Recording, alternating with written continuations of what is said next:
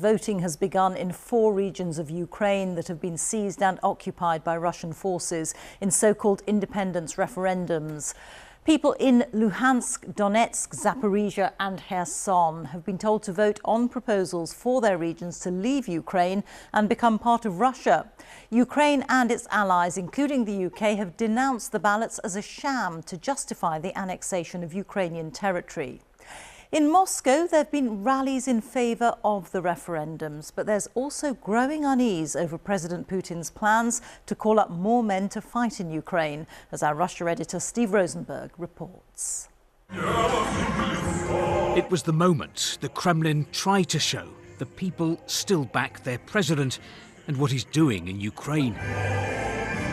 Within days, Vladimir Putin is expected to annex a huge swathe of Ukrainian territory.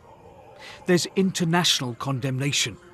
But at home, the official picture is they trust Putin.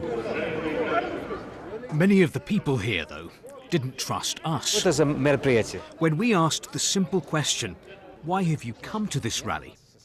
There was a certain reluctance to answer. But they had something to say on the subject of mobilization. The call-up is worrying everyone with relatives of fighting age, Natalia says. Not Viera. I'd be much happier if my son got wounded fighting in Ukraine than die of alcoholism here, she says. Fighting is a proper man's job. This is not a spontaneous display of love for Vladimir Putin and his policies.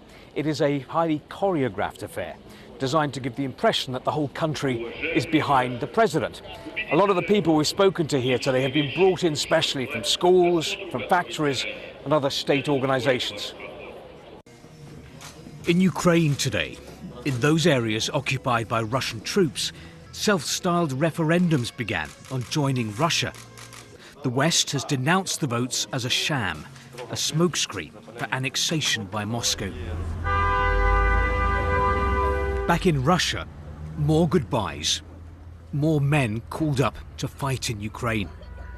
There's growing concern here that the scale of mobilization is far greater than the Kremlin had let on. Emotions are running high.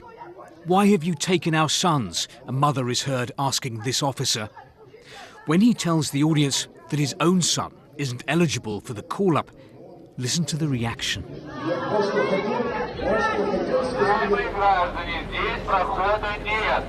For the president, this could become a problem. Vladimir Putin once promised Russians stability. Now he's sending them to the front line. Persuading Russians to keep faith in him won't be easy. Steve Rosenberg, BBC News, Moscow.